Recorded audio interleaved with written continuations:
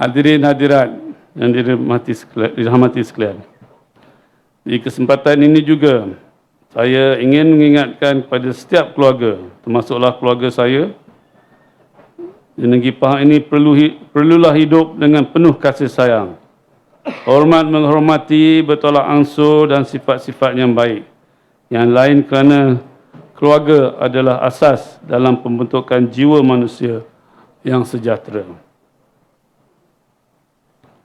Pengurusan rumah tangga tidak hanya di atas bahu satu pihak saja, itu pihak suami atau bapa. Itu pihak suami atau bapa.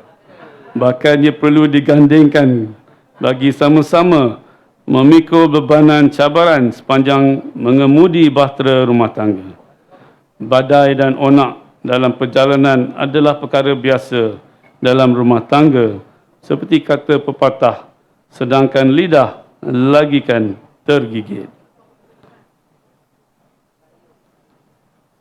Dalam usaha ini, sebagai ketua keluarga dan seluruh ahlinya harus menerapkan amalan-amalan baik dan menjauhi sifat-sifat buruk ini. Maka unsur-unsur sakinah, mawadah dan rahmah akan dapat dirasai dalam sesebuah keluarga, seperti mana yang telah difirmankan Allah Subhanahu wa taala dalam ayat ke-21 surah Ar-Rum. A'udzubillahi minasyaitonirrajim. Bismillahirrahmanirrahim.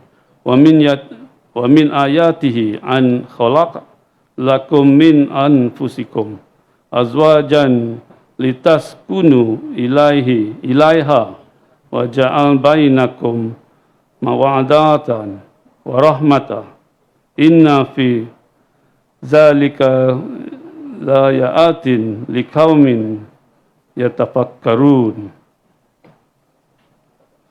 Sadaqallahu azim. Dan di antara tanda-tanda yang membuktikan kekuasaannya dan rahmatnya, bahawa ia menciptakan untuk kamu kaum lelaki isteri-isteri dari jenis kamu sendiri, supaya kamu bersenang hati dan hidup mesra dengannya, dan dijadikannya di antara kamu suami isteri perasaan kasih sayang dan belas kasihan. Sehubungan dengan ini, saya ingin menyentuh berkenaan mas kahwin di Pahang. Berdasarkan Seksyen 21/1 Enactment Undang-Undang Keluarga Islam 2005, kadar mas kahwin yang ditetapkan adalah sebanyak ringgit Malaysia RM22.50. Kadar ini telah lama diamalkan bermula sejak tahun 1900 lagi, dan sudah tentu terdapat perbezaan nilai dan faedah yang begitu ketara berbanding masa sekarang. Maka hari ini saya dengan ini memperkenankan pindaan kadar mas kahwin di negeri Pahang, iaitu bermula dengan kadar ringgit Malaysia RM100. Kadar baru ini adalah lebih munasabah dan sesuai dengan keadaan ekonomi semasa. Namun penentuan kadar maksimumnya adalah tertakluk juga kepada kemampuan dan peruntukan kedua-dua belah pihak, suami dan isteri. InsyaAllah kajian pun dah lulus. Hadirin hadirat sekalian, hari ini juga adalah hari yang cukup istimewa buat saya.